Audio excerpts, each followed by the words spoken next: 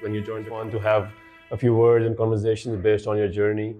I left Pakistan when I was 19 years old. So what made you go towards the textile sector and Kay Emms, I had very old affiliation. so on-ground reality and all of that experience? It was a very humble beginning. You just go to work. Yes. You just go to work. Residing in the same apartment, that was our office. There was a vision in mind. In the same industry. Yeah. No, very, very inspiring. And as you said about change, when Apple was coming out and forming, removing the button phones and all of that, that was the time when Nokia had the chance to evolve. Change is the new constant. And the other thing is the speed of change has also changed. Hello and welcome back to Inside Kay Emms Global, a podcast series where we discover people shaping the future of textiles, leadership, and inspiring the younger generation. I'm hosting today's session. My name is Wajeeh Tariq, and we have someone with us whose vision continues to drive global impact for our organization, Mr. Saad Danish. Mr. Saad Danish is the Chief Operating Officer at Kay Emms Global, and he manages and oversees the finance, administration, and sourcing arm of our international buying office, Inno Knits. Thank you for being here, Mr. Saad Danish. It's a pleasure. Thank you. Likewise, Wajeeh. Thank you so much for having me over and giving me this opportunity to have a dialogue. Thank you. So, we'll just dive in, Mr. Saad, and we just want to have a few words and conversations based on your journey, where you got started from, how long has it been in this industry, and, where you are currently, where you were, and the whole transformation. I don't know where should I really start, but I think I'll start from my journey from my country of birth, Pakistan. I left Pakistan when I was 19 years old, went abroad for studies to Canada, and from that point on, I got my first job with Citigroup, Okay. finance there. From that, I got into IT consulting. I did that for about a few years. And basically with Kay Emms, I had very old affiliation. And then, Kay Emms was primarily working in the European market. We then decided at the time to expand into the US market. And that's where the journey started for me within the textile and with the Kay Emms itself. It was a very humble beginning. Quite frankly, it really started from an apartment, which Nice. was our residence, myself and my friend Wajeeh Tariq, who's one of the directors of Kay Emms as well. And we were residing in the same apartment. That was our office, and that was just like The starting point. Just the The starting point. for us. And it was just Humble beginnings. no That's job right. descriptions, no. You just go to nothing. work. You Yes. just go to work. It was all about there was a vision in mind Yeah. where we wanted to be, and that's Nice. where the journey started. And from that point on, it's been almost 17 years now. In the same industry. Yeah, in the same industry, and by the grace of God, we've come a long way. Yes. Manufacturing footprint from where we started off, where we are today. Nice. Our client portfolio, and we are working with global clients all over the world, in Europe, in US, and Yep. some other countries in the world. Nice. And it's been an excellent journey. Wonderful. So, you said big name Citigroup, you started your first job there, and finance, IT background. So what made you go towards the textile sector, and was there some kind of a passion inside that you wanted to be in this side, or just out of Yeah. curiosity? So my father, he was into textiles, and when I was a little kid, the very first time I came to the city of Islamabad was when I was about 12 years old. Okay. And that's really where it started for me. And I would walk the floors of spinning mills with my dad. He would take me around, show me around how the yarn is spun and how the fabric is knitted. Okay. And it was quite fascinating for me. So on-ground reality and all of that experience. Yeah. Wonderful, wonderful. So, there's always a first time for everyone who gets started. Do you remember your first time when you were, as you said, you were in an apartment and, you were just working and all. So do you remember your first meeting, your first sales call, and, when you were actually first exposed to, getting the customers or orders for the company? Yeah, absolutely. It was just all very different for me because my background was more corporate finance, and then when I was at Oracle as well, it was a very different environment and setup compared to textiles. Textiles is all product, touch and feel, and all that, whereas intensive, all very intensive, and, yes. Spreadsheets and getting the accounts, design and all that. So that was different. I had no clue about product, and then I shortly after I learned that in our industry, if you really want to master and know it all, it really starts from the fabric, right. Because people wearing garments, for them it's a way of expressing themselves and presenting themselves.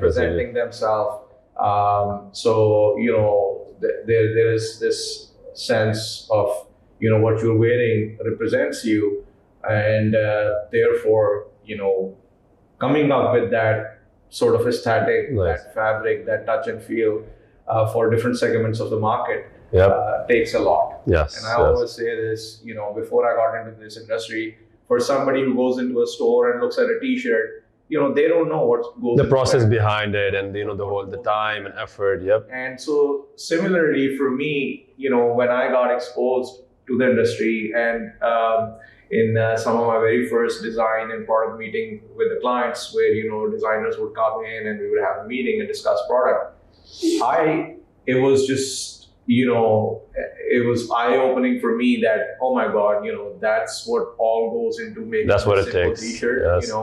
We're measuring every single centimeter of the T-shirt, and the fit and the hand feel and how it looks and all that. So nice. Yeah, it was definitely. So you were evolved. You were actually involved in the whole business, and nice. And a lot of the people have the question on the set of beliefs or skills you should have, because no matter what industry you enter, there's a certain set of skills that you need to have or you learn along the way.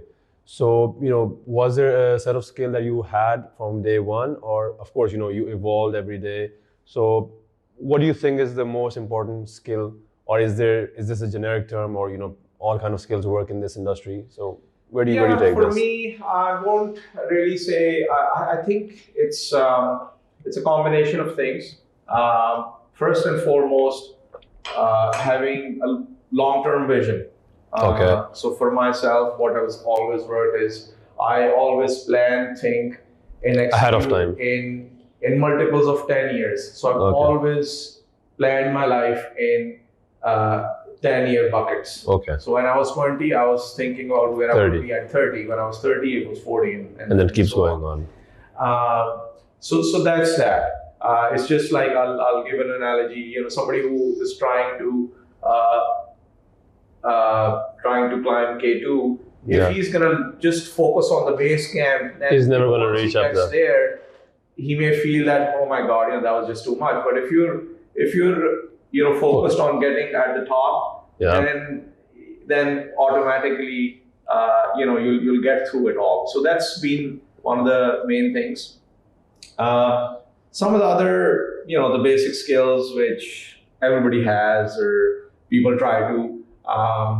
I try to master those, and I would say decision making is one of the that's very critical. things. Yes, a lot of people, I believe, and I've experienced in life, that they have a lot of ideas and they have energetic, they're very intelligent and smart, but they are not able to put into action and convert those ideas and really. So it's decision making, and then the speed of decision making. Nice.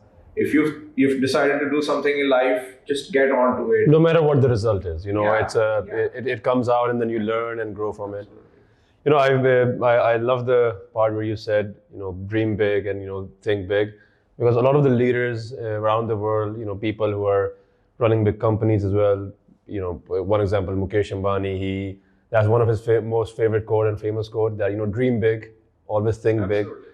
Because I think when you do, that's when you start actually getting those things done. Yeah, and So- along with that, a lot of things go into that, but I think it's first being, you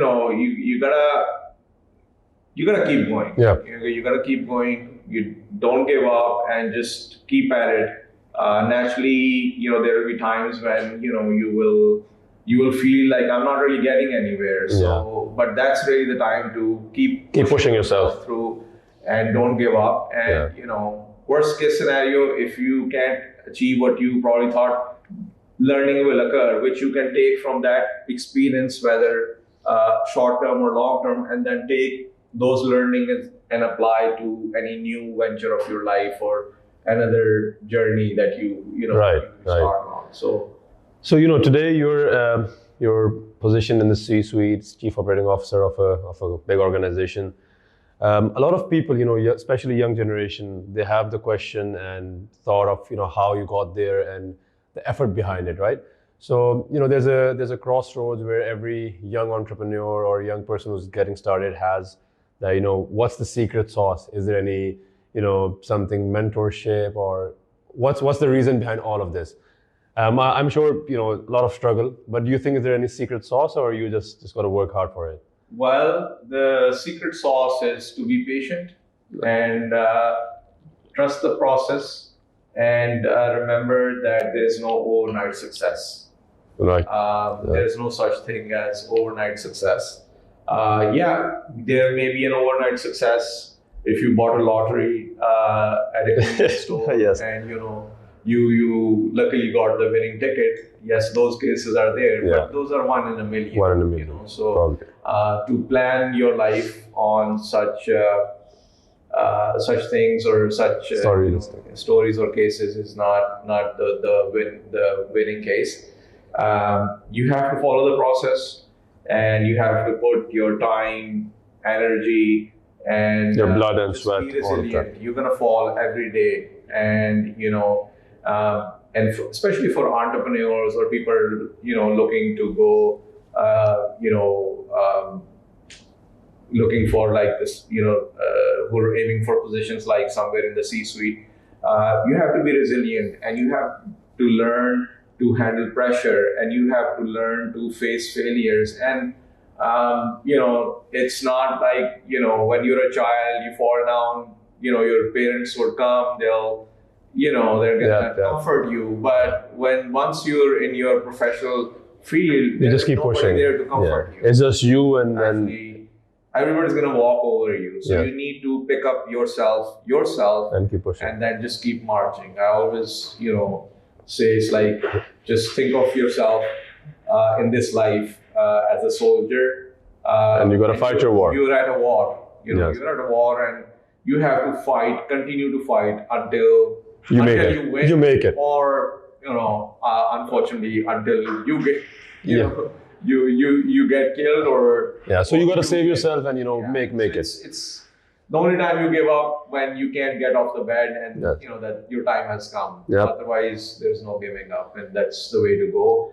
And also, what I experience these days, the young generation, or I mean, like a lot of the new graduates or professionals who are stepping into the field, whether it be textiles or any other field,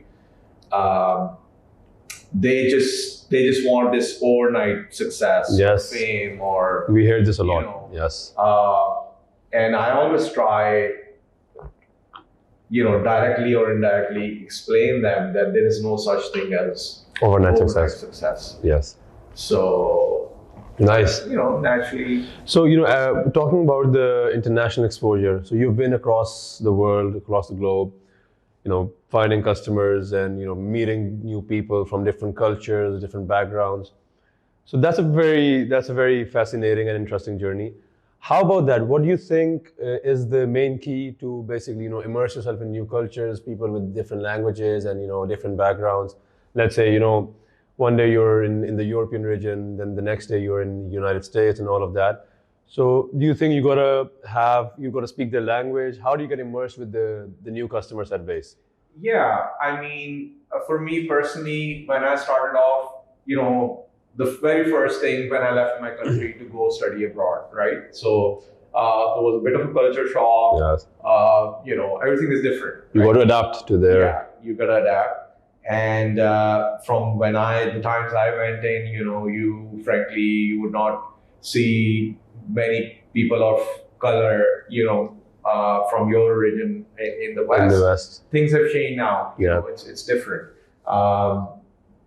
Those were the times where you buy a phone card to call home. Back home. I still remember I bought a $20 phone card, which gave me 2 minutes to talk to my mom. And I was less focused on talking to her. I was more focused on how much time I have left and how much money I've spent on this call.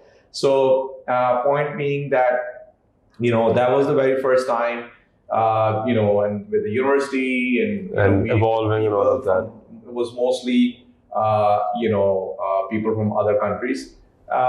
So that was the time where it was the most sort of difficult time for me in the sense, just stepping out and coming from Pakistan.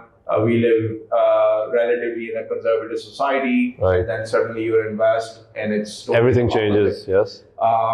But then, I have the ability, and that is something which I always tell the young generation: the ability to adapt, the ability to rewire yourself, and the ability change, to reprogram yourself.